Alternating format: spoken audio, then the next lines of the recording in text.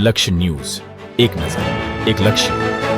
अमरेली में एक श्रम शहीदों के नाम अंतर्गत फायर एग्जीबिशनનું આયોજન કરવામાં આવ્યું। અમરેલીમાં એક શામ શહીદો કે નામ અંતર્ગત ફાયર એક્ઝિબિશનનું આયોજન અમરેલી ફાયર ઇમરજન્સી સર્વિસ દ્વારા એક શામ શહીદો કે નામ અંતર્ગત ફાયર એક્ઝિબિશનનું આયોજન કરવામાં આવ્યું હતું।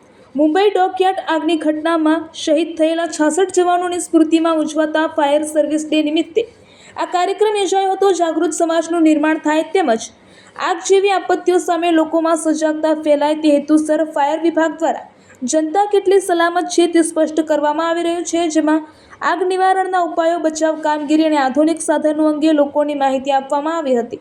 આ પ્રસંગે જિલ્લા કલેક્ટર તેમજ અમરેલી જિલ્લા પોલીસ અધિક્ષક ઉપસ્થિત રહ્યા હતા। તેમણે સમગ્ર એક્ઝિબિશન નિહાળી ફાયર વિભાગની કામગીરીને બિરદાવી હતી। જિલ્લા કલેક્ટર દ્વારા વર્ષ દરમિયાન ફાયર વિભાગે કરેલા જાબાઝ કાર્યોને યાદ કરી ફાયર જવાનોને અભિનંદન પાઠવ્યા હતા અને તેમને સમર્પણને વખાણ્યું હતું। રિપોર્ટર ટીનુભાઈ લલિયા। આજે વૈશાખ સુદ ચોથના દિવસે લોકો ગણપતિ દાદાની પૂજા અર્ચના કરવા આવે છે। ધાંગધ્રામાં એકદંતા ગણપતિ દાદાનું મંદિર આવેલું છે, જેનો વિશેષ મહિમા છે। આ મંદિરની અંદર જે ગણપતિ દાદાની મૂર્તિ છે તે ભારતભરમાં માત્ર 2 જગ્યા ઉપર જ છે, એક ધાંગધ્રામાં અને બીજી દક્ષિણ ભારતમાં આવેલી છે। દાદાની મૂર્તિની વાત કરીએ તો સીધી સૂંઢવાળા છે અને એકદંત છે, સાથે પોતાના સમગ્ર પરિવાર સાથે અહીંયા બિરાજમાન છે અને ગણપતિ દાદાએ સર્પની જનોઈ ધારણ કરેલ છે।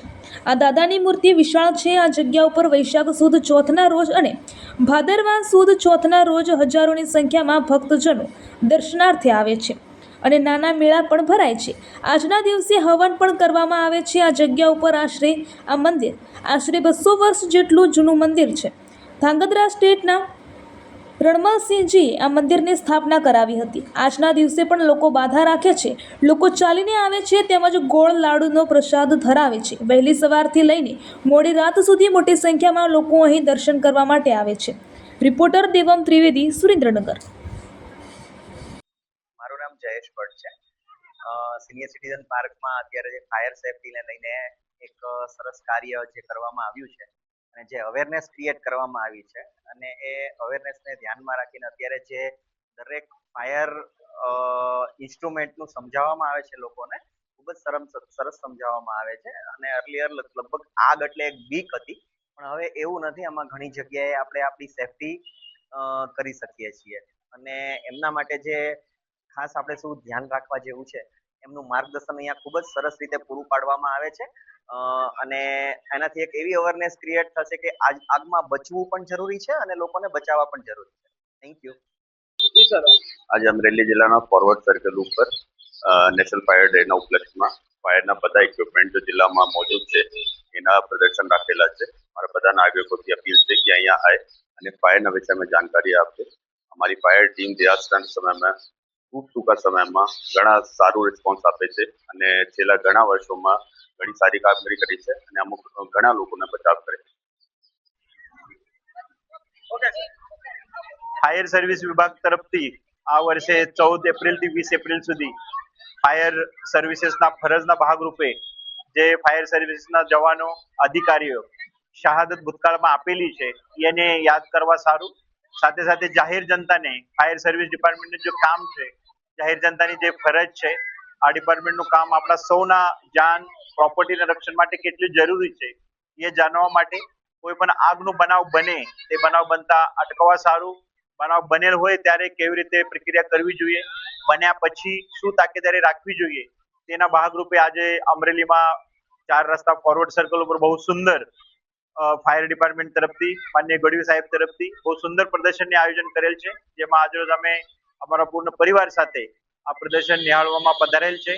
અમરેલીની વિસ્તારના જનતા રહીશો પણ મોટા પ્રમાણમાં અહીંયા પધારેલ છે। આપ સૌ માટે કોઈ પણ જગ્યાએ કોઈ પણ ફાયરના બનાવ ના બને તે માટે જરૂરી તાકેદારીના ભાગરૂપે અહીંયાથી જે સૂચના આપેલી છે એ પાલન કરવું બહુ જરૂરી છે અને આ લોકોનું જે 24/7 જોબ છે, બહુ પ્રેશરનું જોબ છે, બહુ જોખમીની જોબ છે, તો આ લોકોનું જે કામ છે એ કામને પણ આપણે સમાજ તરીકે, અધિકારી તરીકે, વ્યક્તિ તરીકે બિરદાવવું પણ બહુ જ જરૂરી છે।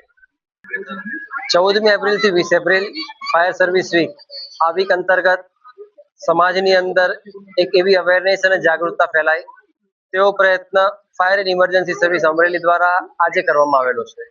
આજરોજ અમરેલી શહેરની મધ્યમાં આવેલા સિનિયર સિટીઝન પાર્ક ખાતે એક એક્ઝિબિશનનું આયોજન કરવામાં આવેલું છે. આ એક્ઝિબિશનના મારફતે એક અવેરનેસ ફેલાઈ કે જેના કારણે ફાયર એન્ડ ઇમરજન્સી સર્વિસ જે કાર્ય કરી રહી છે તે કાર્ય કેવી રીતના થઈ રહ્યા છે, તેની અંદર કેવા કેવા પ્રકારના સાધનોનો ઉપયોગ થઈ રહ્યો છે, અને જો તમે જે જગ્યા પર રહો છો તે પ્રિમાઇસીસ, તમે જ્યાં કામ કરો છો તેવી પ્રિમાઇસીસ અથવા તો કોઈ પણ જગ્યા પરની પ્રિમાઇસીસની અંદર જો આવી કોઈ આગ અકસ્માતની દુર્ઘટના બને તો એક જાગૃત નાગરિક તરીકે તમારે શું કરવું જોઈએ અને શું ન કરવું જોઈએ, આવી અવેરનેસ ફેલાવવાનો પ્રયત્ન આજે અહીંયા એક્ઝિબિશનના માધ્યમથી કરવામાં આવેલો છે. ફાયર સર્વિસમાં વપરાતા વિવિધ પ્રકારના સાધનો અહીંયા એમને સમજાવવામાં આવે છે.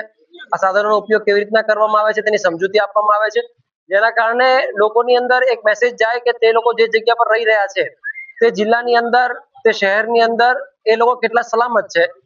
ફાયર સર્વિસને કોલ કરતા અચકાટ ન અનુભવી અને તે લોકો દ્વારા પૂરી પાડવામાં આવતી સારી સર્વિસને મેળવવાની તક એ લોકોને સમજાય અને આવનારા સમયની અંદર એક જાગૃત સમાજનું નિર્માણ થાય તેવા પ્રયત્નો કરવાનો આજે અમે પ્રયત્ન કર્યો છે અને તેને અમરેલીની જનતાએ ખૂબ સારા પ્રમાણમાં વધાવ્યો છે.